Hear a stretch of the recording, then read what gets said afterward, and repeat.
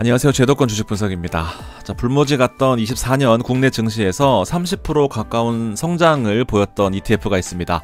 바로 플러스 고배당주 ETF인데, 여러분들이 미국 주식을 하시기가 부담스럽다 하시는 분들한테는 또 다른 대안이 될 수 있을 것 같아서 새해 첫 종목으로 한번 준비를 해봤습니다. FOMC의 입장 변화 때문에 최근 주식시장이 출렁거렸던 거는 사실입니다. 한 해 동안 시장을 이끌어왔던 게 바로 금리 인하에 대한 기대감, 실제로 9월까지만 하더라도 25년에 4번의 금리 인하를 하겠다라는 그런 컨센서스가 있었는데, 실제로 12월 FOMC 때 금리 인하를 신중히 2번 정도만 하겠다라고 하면서 시장을 리드했던 그런 기대감이 확 꺾였던 그런 모습을 보였습니다. 그동안에 시장을 이끌어왔던 것들 여러 가지가 있겠지만, 저는 24년에 가장 수혜주가 SCHD, 배당이 성장한다, 배당을 깎지 않는다라는 그런 컨셉으로 우리나라 사람들한테 인기가 있었던 바로 SCHD를 꼽겠는데, 그 종목을 바탕으로 해서 타이거 미국 배당 다우존스, 솔미당, 타미당, 에미당, 코미당을 비롯해서 한국판 SCHD가 연간으로 20% 이상씩 오르면서 실제로 배당 수익률 포함해서 연간으로 약 25% 가까운 상승폭을 기록했었습니다. 자, 플러스 고배당주 ETF는요, 국내 주식에만 투자를 합니다. 그러면서 배당 수익률이 높은 기업에만 투자를 하는데, 한국판 고배당주인데도 불구하고 30% 이상 상승하는 모습을 보였습니다. 실제로 우리나라 배당 주식들은 연간으로 7%, 8% 넘는 종목들이 잘 없어요. 그래서 보통 5% 넘어가게 되면, 은행보다 2배 정도 수익률을 기록하게 되면 고배당주라고 표현을 합니다. 그래서 코스피가 하락했음에도 불구하고 실제로 이 배당 섹터는 주가 폭락은커녕 30%, 20%씩 오르는 그런 모습을 보였습니다. 여기에 가장 큰 이유가 바로 저PBR, 저평가된 종목들을 살려보자라는 밸류어 프로그램이 있었습니다.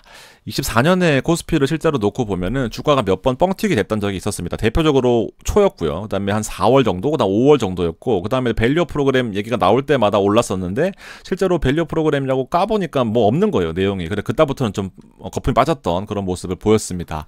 이때 나왔던 게 바로 PBR이었어요. 주가 대비해서 순자산 장부 가치가 얼마나 되느냐는 건데, 내 자산 가치보다도 주가가 못하니까 이거 문제가 있는 거 아니냐, 주가를 좀 끌어올려 봐라 했더니, 결과적으로 배당을 좀 많이 주는 종목들, 현금을 많이 쌓아놓고 주주 환원율이 높은 종목들을, 특히나 현대차, 기아차, 아니면 대표적으로 금융 종목들이 인기가 좀 많았었고, 이때 시장을 이끌어줬던 것들이 바로 이런 종목들이었습니다. 그래서 이때 플러스 고배당주가 1월, 2월에 주가가 많이 올랐었어요. 그러면서 심지어는 배당 트렌드를 또 바꿨죠. 원래는 연배당이었거든요. 연배당도 나쁘지 않았습니다. 4, 5, 6 이랬었는데, 배당 월배당으로 바꾸면서 거의 0.6씩 줬단 말이에요. 그러니까 1년간 놓고 보면은 거의 6%, 7% 가까운 그런 배당을 지급을 했었습니다. 그러니까 인기가 많아질 수밖에 없는 그런 종목들로 좀 구성이 되어 있는 거죠. 특히나 삼성전자가 40% 하락할 때 얘는 30%나 올랐습니다. 코드는 161510을 쓰고 있고요. 종목들 들어가 있는 거 보면 실시간으로 나오는 게 가장 정확하겠죠. 블룸버그 데이터를 가지고 왔습니다. 여러분들이 보시는 그 월간 보고서나 HTS에서 나와 있는 거는 조금씩 실시간이 아니에요. 그러다 보니까 보시면 32개 종목으로 구성이 되어 있고요. 비중은 대략 많은 거는 5%, 좀 적은 거는 2%, 3% 뭐 이렇게 구분이 되어 있습니다.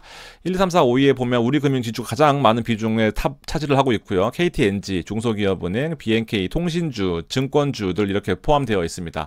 여러분들 보시기에도 웬만해서는 망하기 힘든, 그리고 경기 방어적인 성격이 들어가 있기 때문에 코스피가 밀릴 때도 주가가 밀리지 않으면서도 배당을 꾸준하게 주는 그런 종목들로 구성이 되어 있었기 때문에, 시장이 또 계속해서 안 좋다라고 봤을 때는, 그러면서 미국 주식은 좀 부담스럽다 할 경우에는 이런 국내 주식에 들어가는 배당주가 또 메리트가 있을 수가 있겠죠.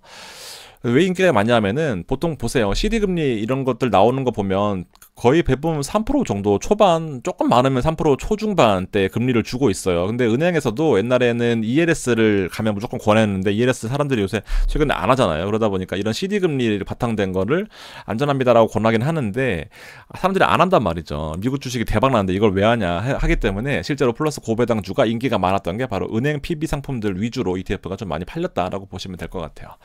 주가 보시게 되면 제가 말씀드렸던 것처럼 코스피가 점프를 했던 몇 번의 그 때가 있었거든요.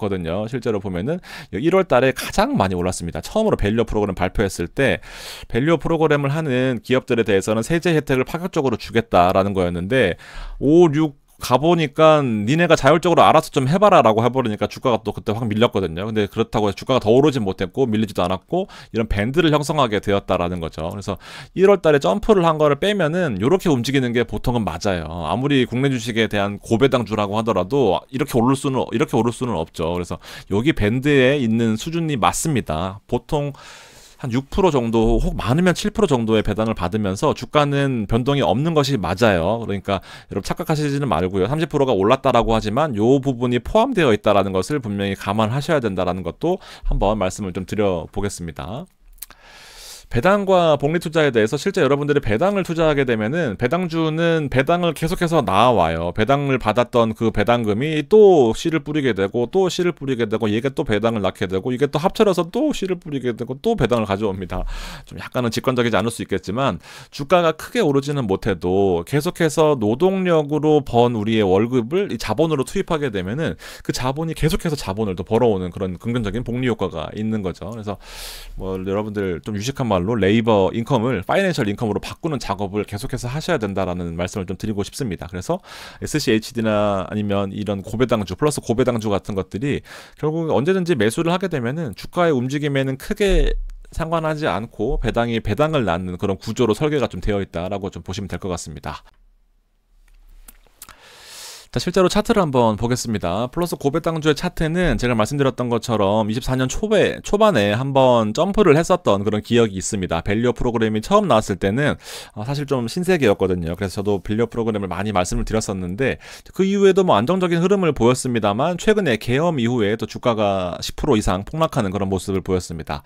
여러분 잘 아시겠지만 외국인들이 보기에는 우리나라 시장은 너무 불안한 그런 환경을 가지고 있습니다. 그래서 가장 큰 문제가 결국 환율인 거죠. 환율이 1,400원도 모자라서 1,450원 그리고 1,480원까지 찍고 1,470원까지 떨어지는 그런 상황이거든요. 이렇게 돼버리게 되면 당연히 금융주들이 좀 문제가 생기는 거죠. 금리가 높아질 수밖에 없는 문제가 생길 수밖에 없고 채권 가격이 떨어지면서 은행들에 대한 전반적인 회사채 발행의 부실 우려 그리고 금리가 너무 높아지다 보니까 대출자들이 돈을 안 빌리는 것뿐만 아니라 돈을 못 갚게 되는 거죠. 그러다 보니까 이런 현실들이 좀 와닿게 되는 건데 제가 좀 더 냉소적으로 좀 말씀을 드리면 1,490원 넘어가면 못 버틴다라는 겁니다. 최근 나온 기사거든요. 실제로 못 버틴다라는 건데 500대 대기업도 1,390원이 마지노선이다라고 하고 있는데 우리나라 500대 대기업만 있는 게 아니죠. 그래서 그 이후로 넘어가게 되면은 순수 마진이 5%가 안 되는 기업들이 많을 텐데 기업이나 자영업자들이 근데 환율이 5%가 단기간에 넘게 올라 버렸으니까 이 상태로 유지된다라고 또 앞서 FOMC에서 서두에 보여드렸던 것처럼 금리가 높은 상태로 유지된다? 이게 이제 버티기가 힘들어지는 거죠. 현실이 빨리 회복이 돼야 되는 상황에서 대통령 탄핵, 대통령 대행 탄핵, 또 대행의 대행도 인내심을 갖고 최대한 버텨보지만 쉽지 않은 그런 모습을 보여주고 있는 상황이다 보니까 여러 가지로 상황들이 좀 좋지는 않아 보입니다. 또 여러분들이 많이 하시는 종목들 중에서 은행 고배당 플러스 탑10 그리고 최근에 나온 솔 금융지주 플러스 고배당도 있습니다. 마찬가지로 배당이 높아요. 둘 다. 타이거은행 고배당도 24년 초에 버프를 받고 나서 매월 배당을 주면서 시총 2,300억이라서 조금 작긴 하지만 그래도 매력이 있는 종목 중에 하나고요.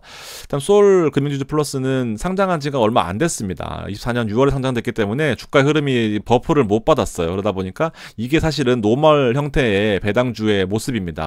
마찬가지입니다. 주가가 많이 오르면서 배당을 주는 종목은 없어요. 이게 정상적인 상황에서 요 중간 정도에서 잘 사게 되면 혹은 싸게 샀더라도 적립식으로 사게 되면 여기도 살 거 아닙니까? 중간 정도를 맞추게 되면은 적당한 배당 6에서 한 7% 정도 배당을 받는 게 목적이에요. 여기서 주가가 20% 오른 거는 보너스 알파였던 거죠. 이렇게 좀 보시면 될 것 같고요. 내가 요게 좀 맞다라고 생각하셨으면 좋겠습니다. 근데 또 사람 심리가 고점에서 또 이렇게 밀리면은 이게 사고 싶거든요. 근데 저는 지금 사는 건 좀 비추라고 말씀을 드리고 싶습니다. 왜냐하면은 일단 환율이 안정이 돼야 돼요, 여러분들. 환율이 안정이 되지 않은 상태에서는 아무리 삼성이 엔비디아의 HBM 반도체를 납품을 하더라도 그게 쉽지 않은 게 현실입니다. 환율 때문에 손해보는 게 많잖아요. 그래서 환율이 1,400원 초까지는 좀 보수적으로 접근해야 되지 않나라고 생각을 해보고 그리고 하나만 더 보여드릴게요. 연차트를 보면 또 도움이 됩니다. 이게 상장한 지가 오래됐기 때문에 연차트를 보게 되면은 대략적으로 제가 파란색으로 해놓은 것처럼 요 사이에 다 놀아요. 이게 배당주의 특징입니다.